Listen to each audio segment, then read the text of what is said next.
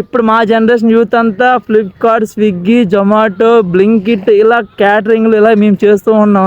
Job అనేది ఒట్టు సొల్లు, డబ్బులే మ్యాటర్ అనమాట. నువ్వెంత చదువుకున్నావు, నువ్వేం చేస్తున్నావు మ్యాటర్ కదా, నువ్వెంత సంపాదిస్తున్నావు మ్యాటర్. మీరు ఒక 10 మందికి జాబ్ ఇచ్చారు ఆలోచించండి రా. బిజినెస్ కూడా ట్రై చేయండి రా. ఎవరెవరో బిజినెస్ పెట్టిన మనం బిజినెస్ పెట్టలేమా? 10th ఇంటర్ ఎవరైతే పాస్ అయ్యారో వాళ్ళందరికీ కంగ్రాచులేషన్స్. అలాగే ఎవరైతే ఫెయిల్ అయ్యారో వాళ్ళకి డబుల్ కంగ్రాచులేషన్స్. ఎందుకంటే ఇప్పుడున్న పరిస్థితిలో చదువుకున్న వాళ్ళు ఖాళీ అయిపోతున్నారు, చదువుకోలేని వాళ్ళు ఎక్కువగా ఏదో ఒకటి పని చేస్తున్నారు, 10 మందికి పని ఇచ్చేలా ఉన్నారు. ఎందుకు అలా అన్నానంటే క్లాస్లో 50 మంది ఉంటే 50 మందికి జాబ్స్ లేవు, బయట ఓన్లీ 10 మందికి ఉన్నాయి. మిగతా 40 మందికి జాబ్స్ అయితే లేవు. ఎన్ని క్లాసులు ఉన్నాయో, ఎన్ని స్కూళ్ళు ఉన్నాయో, ఎన్ని కాలేజీలు ఉన్నాయో ఒకసారి ఊహించుకోండి. ఇప్పుడు మీరు 10th ఇంటర్ కాబట్టి 20 బిలో ఉంటుంది మీ ఏజ్. ఇప్పటి నుంచే మీరు కొంచెం యూనిక్గా ఆలోచించండి. మనం జాబ్ చేయకూడదు, ఒక 10 మందికి జాబ్స్ ఇచ్చేలా ఆలోచించండి. అప్పుడే మీరు ఏదో ఒకటి సెటిల్ అవుతారు. ఇప్పుడున్న పరిస్థితుల్లో చూస్తుంటే ఇప్పుడు మేము చదువుతున్నాం కదా, ఎంతోమంది ఖాళీ అవుతున్నాం, తప్పకుండా జాబ్ వస్తుంది. బట్ ఎప్పుడు వస్తుందో తెలియదు. ప్రజెంట్ సిచ్యువేషన్ అయితే ఇప్పుడు మా జనరేషన్ యూత్ అంతా ఫ్లిప్కార్ట్, స్విగ్గీ, జొమాటో, బ్లింకిట్ ఇలా క్యాటరింగ్లు ఇలా మేము చేస్తూ ఉన్నాం. మీకు ఆ పరిస్థితి రాకూడదంటే ఇప్పటి నుంచే మీరు కొంచెం యూనిక్గా ఆలోచించండి, కొంచెం డిఫరెంట్గా స్మార్ట్గా థింక్ చేయండి.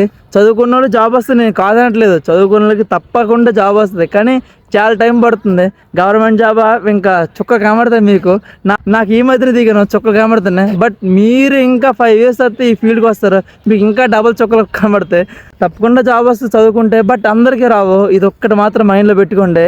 అమ్మ నాన్న ఏమనుకుంటున్నారా, చుట్టూ ఉన్న వాళ్ళు ఏమనుకుంటున్నారా అనేది మ్యాటర్ కాదు, మీరేమనుకుంటున్నారా మ్యాటర్. మీకు ఏమి ఇష్టం, మీకు ఏమి ఇంట్రెస్ట్ ఉంది అదే చెయ్యండి. ఎందుకంటే మీకు చాలా ఏజ్ ఉంది. ఇంటర్ అయిన వాళ్ళు బీటెక్, డిగ్రీ, ఇంకా సంథింగ్ చూస్తారు, ఇంకా 10th అయిన వాళ్ళు ఇంటర్. ఇవన్నీ రొటీన్, అందరూ కామన్, అందరూ చదువుతారు ఇవి. బట్ మీరు కొంచెం యూనిక్గా ఆలోచించండి. ఇప్పటి నుంచే డే మొత్తం చదవరు కదా, 8 hours కాలేజీకి వెళ్తారు. తర్వాత థింకింగ్ డిఫరెంట్గా ఆలోచించండి. చుట్టూ ఏమవుతుంది, ఇప్పుడు ప్రజెంట్ సిచ్యువేషన్కి రండి, చుట్టూ ఏమవుతుంది అసలు.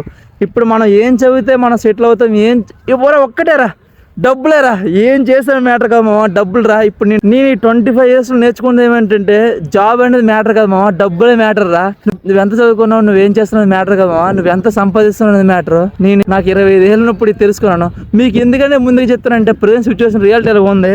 ఇప్పటి నుంచి మీరు కొంచెం డిఫరెంట్గా ఆలోచించండి, థింకింగ్ డిఫరెంట్గా థింక్ చేయండి. అందరిలా కాకుండా థింకింగ్ ఎవడైతే డిఫరెంట్ చేస్తాడో వాడేరా గట్టిగా సంపాదిస్తాడు. జాబ్ అనేది మ్యాటర్ కాదు మామ, డబ్బులు సంపాదించడం మ్యాటర్ రా. మీకు ఏం నచ్చింది అదే చేయండి. మీ అమ్మ నాన్నలు అర్థం చేసుకోకపోతే ఏదో రోజు తప్పకుండా అర్థం చేసుకుంటారు. ఎందుకంటే ఒక లైఫ్ రా, మళ్ళీ ఇంకొక లైఫ్ ఉందంటే అప్పుడు మీకు నచ్చింది చేసుకోండి. బట్ ఇప్పుడు మాత్రం ఇప్పుడు నచ్చింది చేయండి, దాంట్లో డబ్బులు బాగా సంపాదించండి. అప్పుడు మీ అమ్మ నాన్నకి మంచి కారు ఏదో గిఫ్ట్గా ఇవ్వండి.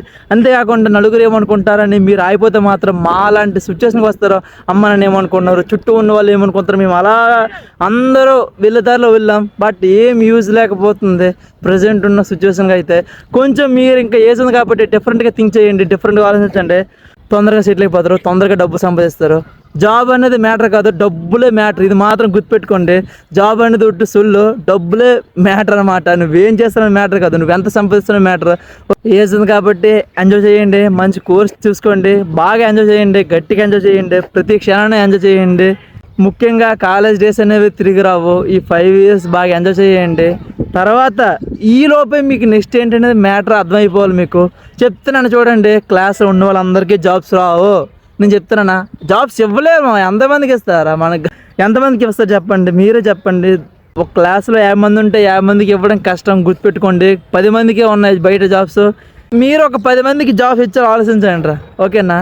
మనం ఎందుకు ఒక దగ్గర జాబ్ చేయాలి, మనం ఒక 10 మందికి జాబ్స్ ఇవ్వాలని ఆలోచించండి.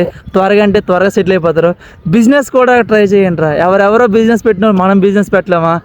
డిఫరెంట్గా థింక్ చేయండి రా. ఇప్పుడే 10th ఇంటర్ పాస్ అయింది కాబట్టి మీరు ఎంజాయ్ చేయండి, అలాగే యూనిక్గా ఆలోచించండి. ఇదేరా, అందరికీ కంగ్రాచులేషన్స్. ముఖ్యంగా బ్యాక్ బెంచెస్ మాత్రం మీ దుమ్ము దులిపేస్తారు ఏదో రోజు. మీరు ఇప్పటి నుంచే కొంచెం ఒకసారి ఉన్నాను రా, అంతే చాలు ఇంకా.